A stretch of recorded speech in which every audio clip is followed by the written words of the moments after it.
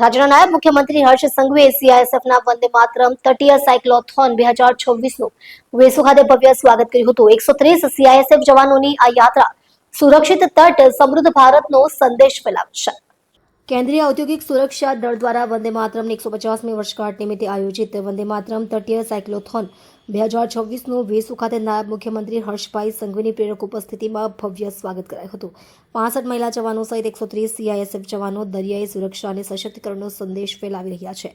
સીઆઈએસએફના જવાનો દેશની સુરક્ષાના ખરા પ્રહરી છે, એમ જણાવી નાયબ મુખ્યમંત્રી હર્ષ સંઘવીએ કહ્યું હતું કે સીઆઈએસએફના જવાનોની નિષ્ઠા અને રાષ્ટ્ર પ્રત્યેના તેમના સમર્પણને બિરદાવ્યું હતું। આ યાત્રાની સૌથી મોટી વિશેષતા એ છે કે તેમાં 50%થી પણ વધુ મહિલા પોલીસ કર્મીઓ જોડાઈ છે।